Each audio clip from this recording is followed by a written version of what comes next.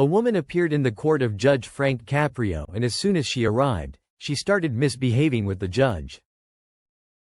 That woman said that I will not pay the fine. Do whatever you want to do. The judge said that he would prepare a payment plan for him so that it would be easier for him to pay the fine. But the woman's attitude was quite rude and she said, do whatever you want. I won't pay anyway. Judge Frank Caprio, known worldwide for his compassion and kindness, became angry in the courtroom for the first time.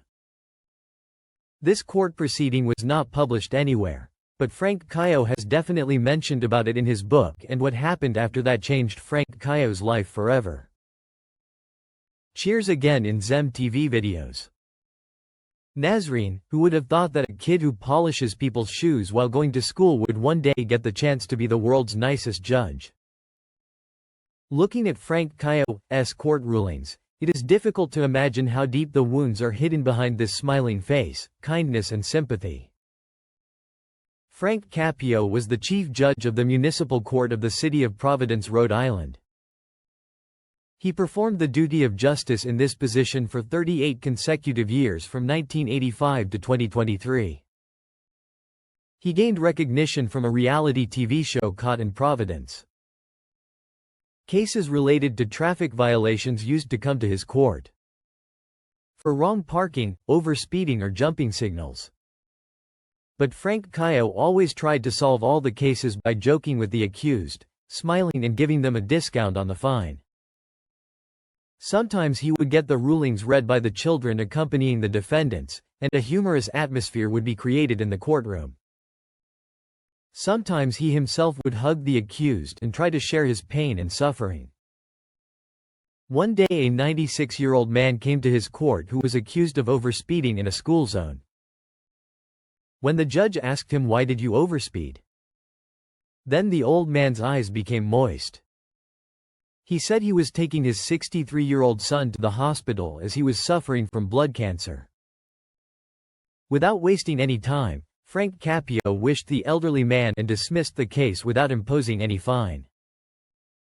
His cheerful attitude was appreciated not only in America but all over the world. Even judges from other countries have accepted Frank Caprio as their idol. But behind this smiling face there is a painful story which brought him to this position which he never even imagined. After his retirement in 2023, he was diagnosed with cancer, and during this time he started writing his book Compassion in the Court, which was published this year in 2025. There is an interesting incident behind this attitude of Judge Frank Caprio which happened with his grandparents.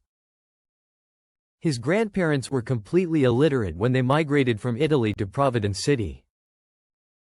His condition was so bad that grandfather used to earn his living by setting up a fruit cart. One day he got drunk with his friends and created a ruckus and was caught by the police. Frank Caprio's grandmother borrowed money from the neighbors, went to court, offered the money to the judge in front of everyone to free her husband. That too through gestures and broken English. His younger son, Tup, was with him at the time. Who knew a little English? The judge called Tap to him and told him to take his mother and father home. He has been released. When Tap told this to her mother, she returned blessing the judge. This little boy was none other than Judge Frank Caprio's father, affectionately known as Tup. Frank Caprio says that of course this case happened long before I was born. But after hearing the story of that judge's behavior, even today when I see immigrants in my court, I remember my grandparents and I try my best to ensure that they do not face any kind of trouble. Frank Caprio's father's real name was Antonio Caprio Jr., but everyone called him Tub. When Frank Caprio's father came to America, he lived in a one-room flat, where there was no hot water either. 12 people in one room and only one lamp to light it. He had to leave school in the 7th grade and started helping his father, Frank's grandfather, in supporting the family. The condition of this family was so bad that cotton would often accumulate in their empty pockets. But Frank Caprio has written that they did not even have that cotton in their pockets. Frank Caprio was born on the 24th of November 1936 and lived in the same cold water and one-room house with his father Tup and mother Philomena. If I ever wanted to take a shower, I had to go several kilometers away. His father, Tap, tried several pushcarts, but none of them succeeded because of the Great Depression. Eventually, he got a milk distribution job and Frank Caprio also started helping him from a young age. Once, when Frank was 8 years old, he had to go to a house to deliver milk. The house belonged to a wealthy man whose son was Frank's schoolmate. Early in the morning, when Frank Caprio knocked on the door of the house with the empty tree, a wonderful smell of toast started coming from inside. When the door opened, his schoolmate was inside, sitting at the breakfast table, crying. Frank thought he might invite him inside for breakfast, but instead, he was being scolded by his father. His father, pointing towards Frank, told his crying son to be thankful that he was lucky. Otherwise, like this boy, we would have been collecting milk in the snow. Little Frank Caprio was so offended by this that 80 years later he wrote it verbatim in his book. But one thing was that Frank Caprio spent his childhood in very difficult circumstances, but he was very happy with his life because he had received such upbringing. The conditions were so bad that they did not even have a blanket to fly over on a winter night. The milk company provided only one blanket and it was placed on the milk so that it would not freeze. At night, Frank Caprio and his brother shared the same blanket. Now because there was milk cream on that blanket, a rat would come every day to eat that cream and Frank Caprio would be very scared. One day, at the age of 16, Frank Caprio's father put his hand on his shoulder and said, "You will become a lawyer one day. But remember my words, do not charge fees from the poor." At the time, Frank was in high school and working various part-time jobs to make ends meet. He supported himself by working as a milk delivery man with his father, distributing newspapers, setting pins in a bowling alley, waiting in a restaurant, and even polishing people's shoes on the roadside. After high school, he got admission in a college in Providence. In those days, it was a big thing for a poor family to even reach college. Frank Caprio was the second of his 45 cousins to reach college. In his last year of college, he applied to Boston Law University, which was his dream. But studying at this university meant that he would have to give up all his part-time jobs. And if we had to do this, then how will we survive? He also got admission in that university. But Frank knew very well that his parents would not be able to afford this university. So, instead of going to his favorite university, he took up a teaching job during the day and studied law at another university at night. During this time, another such incident happened with Frank Caprio, the pain of which he could not forget throughout his life. One day, while returning from law college, one of his classmates gave him a lift home. Frank lived in a clapboard apartment that was in very poor condition from the outside. Frank's classmate, after seeing his house, said that if you want to become a successful lawyer, then you cannot live in such a house. Frank felt very bad at that time. But without answering him, he said thank you and kept walking. But he could not forget this thing throughout his life. After becoming a lawyer, he also entered politics and once stood in the election for Attorney General. But the opposition party eliminated him by falsely accusing him of organized crime. After this he started practicing his law again. One day Frank Caprio was having lunch.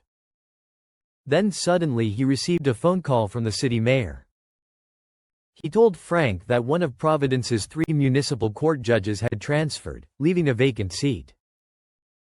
Frank didn't understand why the mayor was telling him this at this time.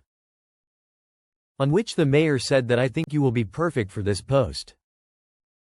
Frank had never seen a happier moment. This was a proud moment not only for Frank but also for both his parents. Frank Caprio was also a wrestling champion and whenever he had a match, his father Tap was always present to watch his match. Similarly, when Frank became a judge, Top was present there on the first day to witness his court proceedings. The first case involved a woman who had multiple $100 parking tickets. As soon as he arrived, he started misbehaving with Judge Frank Caprio. She said, "I will not pay this fine. I have children and I have to bear their expenses too." Judge Frank Caprio put him on a payment plan. That means now she will be able to pay in installments. But the woman was very stubborn and said that whatever you do, I will not pay. On the very first day, Judge Frank Caprio got angry and dismissed the case by putting a boot on his car. This means that now his car will not be able to run until the fine is paid. After the court session, Tup scolded Frank severely. He said how would the woman now drop her children to school or buy groceries. On the very first day, Tup had a frown on his forehead and was not happy. This day proved to be a turning point in Frank Caprio's life. After that, he decided that if he had to give a verdict against any defendant, he would first find out what impact this decision would have on their families. He said that his father's scolding taught him what he could not learn even after 5 years in law college. After this, Judge Frank Caprio created a donation fund which he named after his mother, Philomena Fund. This fund was used to help those needy people who could not pay the fine. Judge Frank Caprio's fame led to a TV program called Caught in Providence. The story behind this is that the judge's brother Joe was very fond of shooting videos. He used to make videos of different things. But he was always looking for a good scene to capture.